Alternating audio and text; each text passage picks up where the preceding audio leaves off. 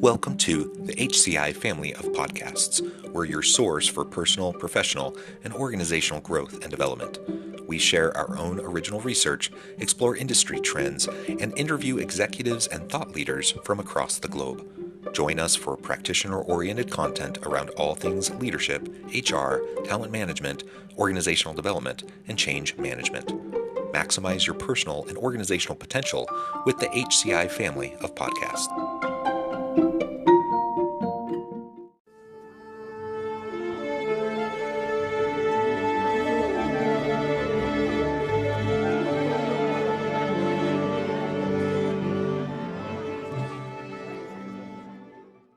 Deb Muller, welcome to the conversation today. Thanks for having me, John. It's a pleasure to be with you. Where are you joining me from? I am joining you from rainy, windy St. Petersburg, Florida. Oh, wonderful. Very good. I'm south of Salt Lake City in Utah. Great to be with you as you're joining us from Florida. It's a pleasure. And today we're going to be talking about how we can approach layoffs in a more humane manner. I hope that's a topic that immediately resonates with everybody because we've all been there. We've either been on the receiving side, getting the notice of a layoff, or we've been also in the painful side of having to give the news. That's not pleasant for anybody either. And a lot of times organizations just don't give enough attention to like how you can do this in a way that makes sense for the humans involved in this decision making. We all understand that sometimes it's what has to happen, as hard as it may be, and it's a hard decision, but there are better ways to do it than a lot of organizations often do. And I think it's highlighted really well in some of the social media trends that we've seen recently, where people are posting their layoffs. And I mean, what a bad like employer branding kind of mechanism that is happening through social media that you don't want. So certainly you want to treat people well, just to treat them well, but also from a business perspective, man, you're hurting your brand and you're hurting your ability to attract and retain good people if you're not doing things in a healthy, productive way. So that's what we're going to explore together today. As we get started, I wanted to share Deb's bio with everybody. Deb Muller is founder and CEO of HRCI. After serving in executive HR roles at numerous Fortune 500 companies, including Honeywell, Citibank, and Marsh & McLennan, Deb launched HRCI in 2006 to create technology with built-in expertise and equip organizations to manage employee relations more strategically. Deb provides a wealth of real-world experience and guidance to help companies strengthen processes, transform corporate culture and workplace culture, and elevate employee relations as a strategic driver of business success. She holds a BS in Industrial and Labor Relations from Cornell and an MA in Instructional Systems Development from the University of Maryland. And I could go on. You've done so many really cool things in your career, but I'll pause there. Anything else you would like to highlight by way of your background or personal context before we dive on in? No, I just, I love this conversation. I think it's really timely. And I think that all human resource professionals and our employee relations community out there is going to benefit from it. We just have to keep talking about how to do it better. Yeah, how to do it better is absolutely the case. And maybe we can start with just you framing up like why you think this topic is so important. I hope it's obvious to everybody, but with how poorly this is often done, it clearly isn't top of mind or top of priority to a lot of people who are in a lot of different types of leadership roles. It might be for HR people, but not necessarily for other middle managers or C-suite executives. Yeah. So the one thing I will think about or talk about is some of the research that we've done sort of demonstrate that how you build brand loyalty with your employees is how you treat them in the moments that matter. And the moments that matter are the ones that are not so great in a work environment. Employers don't expect things to be employees don't expect things to be perfect, but they do expect the employer to take care of them. So you might say, well, wait a second, this person's leaving the organization, they're going out, what do we care? Well, we do care, first of all, because all the other employees see this happening and they say, this is me, or how are they going to treat me? And then the other thing is we're also talking a lot about boomerangs now. People that come back to the workforce. We're no longer talking about people that stay 10, 20 years, but organizations are starting to embrace the generation that leaves after a year, 2 years as potential employees coming back. So it's become even more critical. And as you mentioned before, we have this transparent generation that loves putting things on TikTok. So where we used to say to people, watch what you say or write because you don't want it on the front page of the Wall Street Journal. We say, you don't want to open up TikTok and see a meme or whatever, some caricature or an actual recording of what you're doing. Yeah, absolutely. And the boomerang effect, I think that's really important to note too, because we can wring our hands about it and say, oh, this younger generations, they're leaving, they're transitioning jobs so quickly, blah, blah, blah. Like we can bemoan that all we want, but it's the reality. And it's really, it comes from both directions. I mean, it's coming from the corporate direction, it's coming from the employee direction. And employees today, honestly, like most people in a lot of industries, if they're going to stay marketable, if they're going to stay like at market with pay, they have to move. They have no choice. Like you have to move, you have to go to a different place. And if you don't, you're actually seen as like damaged goods. Like, why aren't you moving and progressing and moving up? And so people are leaving. They kind of have to just to manage their own career. And if that's the case, 100% you need to be thinking about how do you get them back? How can you pull them back in 5 years? So that boomerang effect is really strong. And when they're leaving, especially if it's something like a layoff, how you treat them is what they will remember. Yeah, well, I mean, I would say I might counter that I don't think you always have to leave. As a CEO has many employees, my hope is that our culture is such that you can find development opportunities, you can grow and expand. But I get that. The other challenge that organizations have now is that a large majority of our employees are remote. So going and yes. changing jobs is very easy. You turn your computer off one day and you log into a different computer the next day. You're not saying goodbye. You're not packing up your box of things. You don't have all your pictures spread in your office or your cubicle that you used to have. So you're building less loyalty by the office environment. And so it is much easier to make that, psychologically, it's easier to make that switch. So it's happening. And it certainly depends on the organization. You're absolutely right.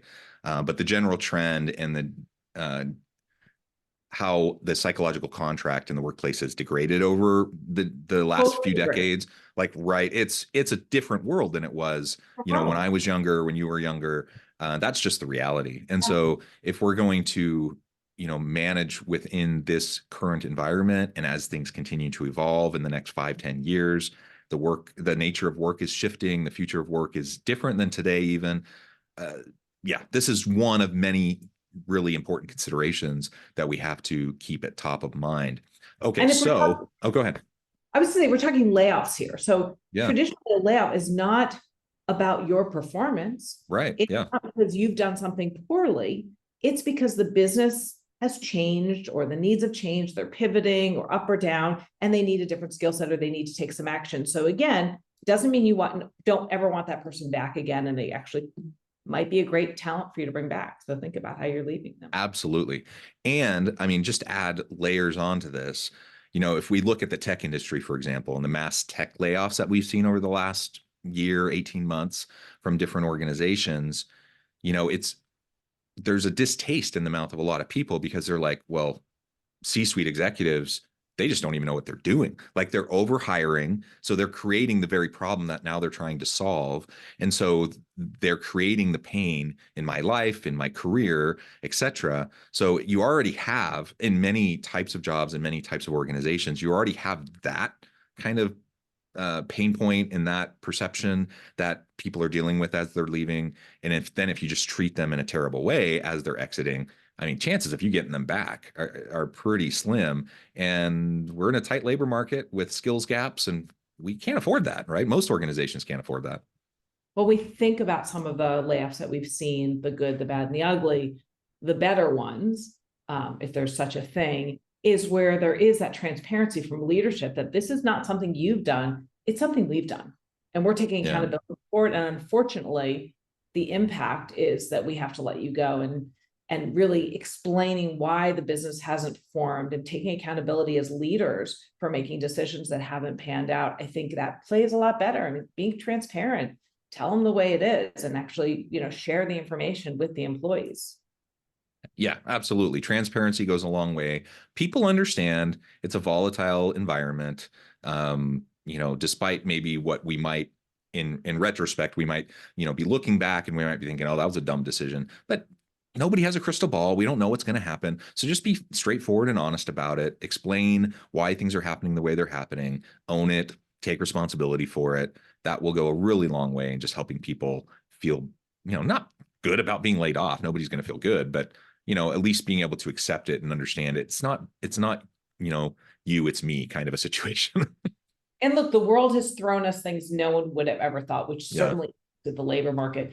COVID, in one way we were laying off people, and then there's this Yeah. extreme demand, and it just, I got to believe that we're going to continue to get new situations in the workplace that are going to throw curveballs that are going to impact hiring and keeping people, laying people off. 100%. Whether it's the pandemic, I mean, who knows? The next pandemic could be right around the corner. So hopefully not, but something like that could happen. But war, economic disruptions, we have technological disruptions. Like, we basically just have to be ready for anything, which is a really hard place to be, but that's the reality. And yeah, so as long as we can take a more humane approach, I think it's going to be helpful. People understand you can't control everything. People understand you don't have a crystal ball. What people don't stomach well is when you gaslight, when you try to change the narrative to save face later on, those sorts of things. And that's when you're going to get some really bad press, and then it's going to come back to hurt you later. All right, so let's talk about some of the strategies, and feel free to pull in any of the research that you've been doing in this space. But what are some of those strategies HR professionals or other middle managers up through the C-suite can use as they're trying to approach layoffs in a more humane manner? Yeah, well, the first thing we already kind of talked about that was the transparent communication. Number one, open and honest communication. It's really essential throughout the process. Clear explanation as to why the layoff is necessary, what criteria was used in the selection process, so that you can be clear about why you and not the person next to you, and also what support's going to be available for them. So really, when you get in front of employees, that is so critical. Prepare for it. This is not something you just kind of do the next day. HR folks, think about how you are preparing, how you're preparing your managers. Think about the questions that are going to be asked. Think about your communication timeline. How are you going to communicate to people? Again, if you're doing a few people, it's small layoff, it's easier. But if you're doing a lot, that rumor mill, the information that is can be dispersed, in real time about what's going on, assume it's going to happen. So what's the best way of doing things? And I think it changes how we approach these types of layoffs than we would have done a few decades ago, when you could actually get to people individually. Now you have to assume that they're going to hear about it. So do you do a meeting? Do you call people together and talk about what's happening? I might have said that's not the best approach, but sometimes it is. You're not face to face. You're not calling people into a conference room. Not sure that was the best way either. But you're calling people on the phone. They're at home. You're zooming in with them for the most part. How is that going to impact them? I have to say, sometimes I wonder if that is not better. There's nothing worse than having a conversation with someone, communicating this information, and then them having to leave the room and go back to their office or task and sort of deal with the situation. In some regards, from a kind of an empathy and humanity perspective, having them turn off the camera is easier. That being said, they're at home. Are their children at home? Are their spouses at home? What do they have to deal with? Do they have the right support? So the other thing, respect and empathy, making sure they have the support systems that they're going to need after the communication. And when you communicate, think about, what you're communicating. How is it going to impact them? That's really all they care about, right? At that moment, what's in it for me? What's my severance? What's my outplacement? What does that mean? What are the emotional supports? Now is a time, I would say, for organizations not to get stingy. You're really, giving people news. Is 2 weeks really enough? What can you do in 2 weeks? You sort of have to get yourself together. How much more does it really cost the organization to give people what they need? A lot of organizations now, keep your laptop. We can wipe it, because that we know you're going to need that. That might be the only computer they have. And now you're asking them to go look for a job, and you're going to take that away from them and have them have to expend it. So things like that can really go a long way. And that should be considered when you're kind of thinking about how to approach this. Yeah. I think that's hard. Obviously, when you're getting to the point of layoffs, there's financial reasons for that. You're trying to cut labor costs. And so on the one hand, you're like, we're trying to cut costs already anyways. And now you're saying we need to give a bigger severance. We need to give, more resources, more support for job placement and those sorts of things. I get it. Like, you're already making a hard decision there. But in the grand scheme of things, how much more expensive is it actually? And how would you want to be treated if you're the one getting laid off? I mean, that's something you also want to be thinking about. Yeah, when you do the math, it really isn't much. And sometimes, and I have to say, it's a pay me now, pay me later. Obviously Yeah. organizations worry about the risk, right? We're going to get sued, or we're going to go down the path. First of all, you probably will. We live in a pretty litigious environment. Yeah. And even if you've done everything right, there's still cost disruption into all that. So if you can work through that, obviously that is helpful.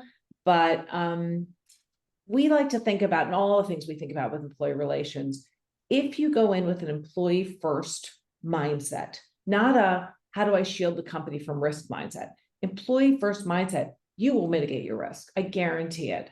If you go in just worried about the organization, it's not gonna land well with the employee. So we always say go in with an employee first mindset. The other piece I think is often missed is our managers. They are the front line. Like HR, we've trained in this. I mean, it never gets easy. I always tell people, if terminating someone is easy, you need to get a new job. But Yeah.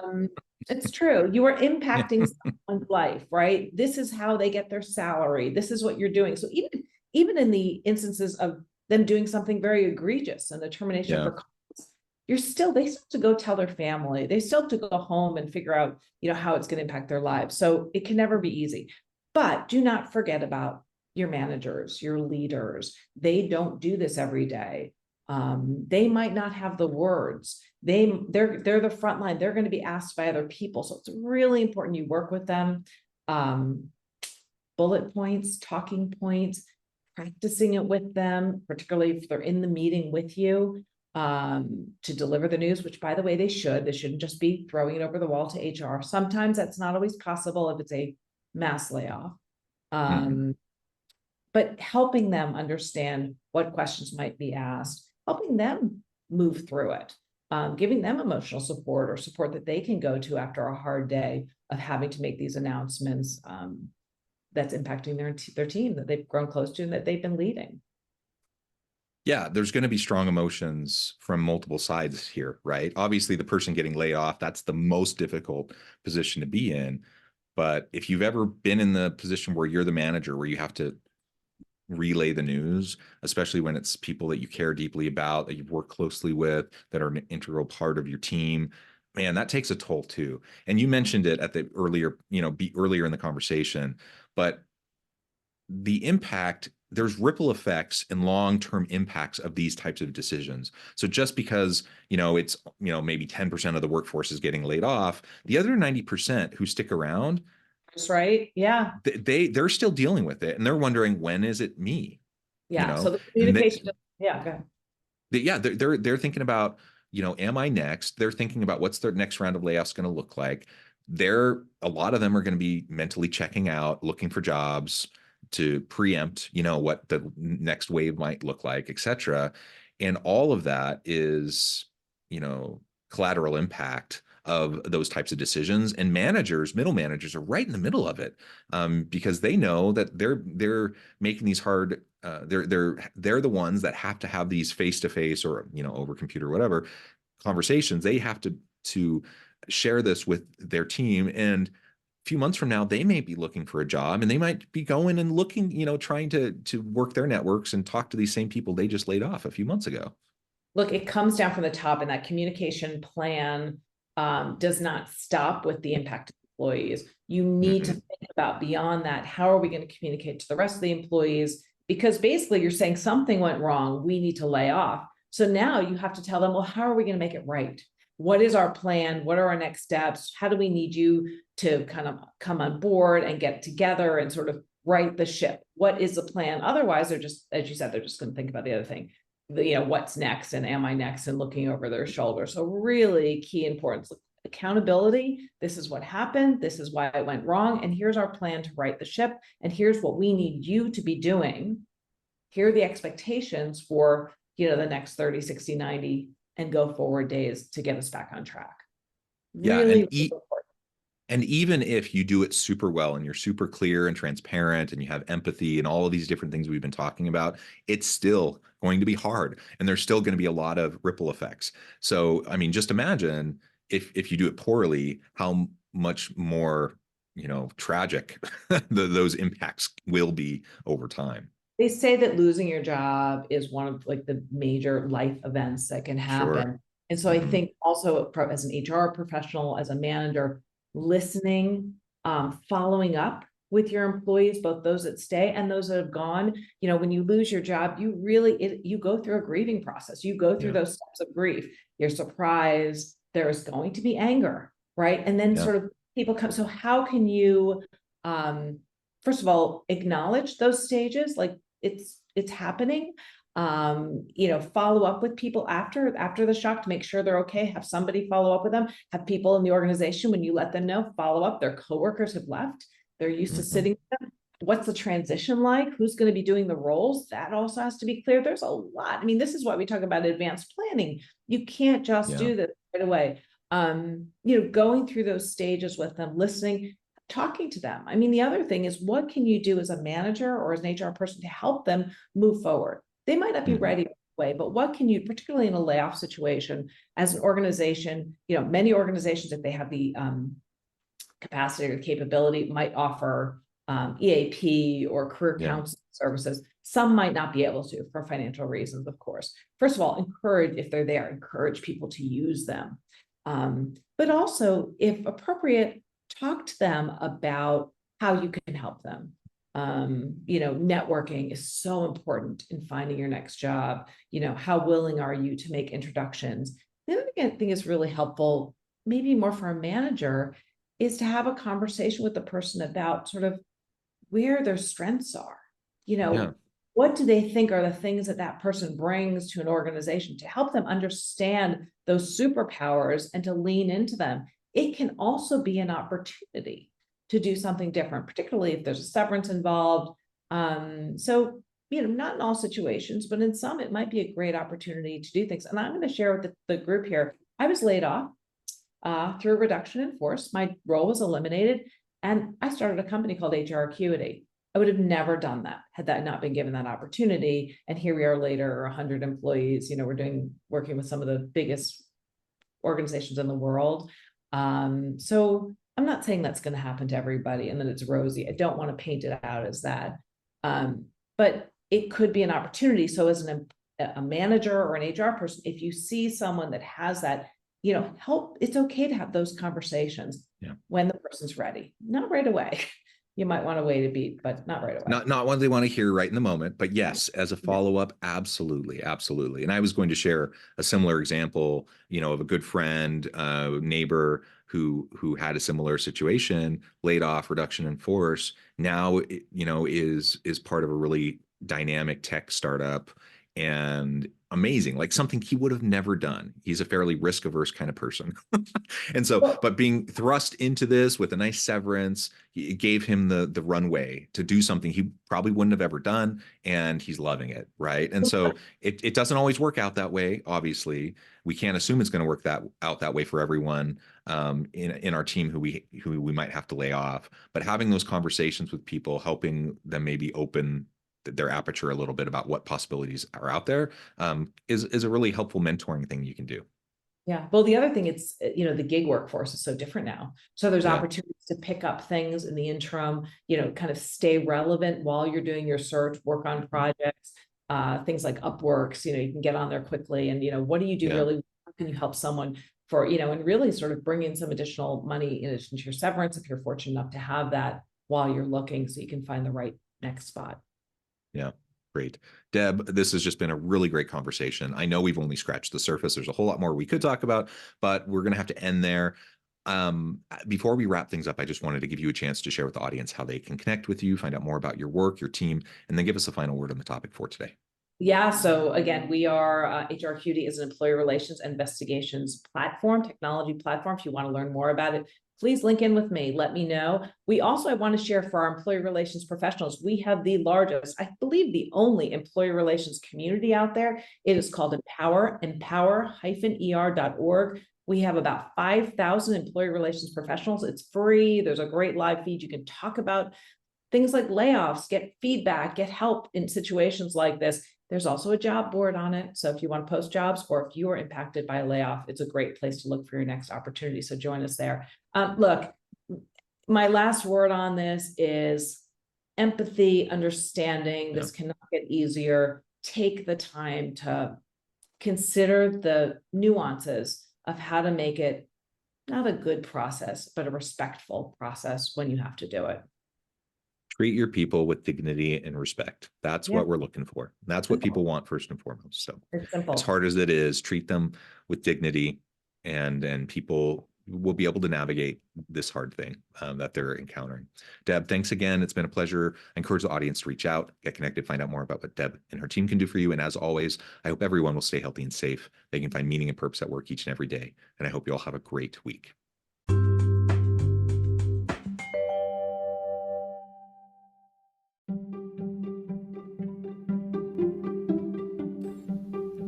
Thanks for joining us for this episode of the podcast.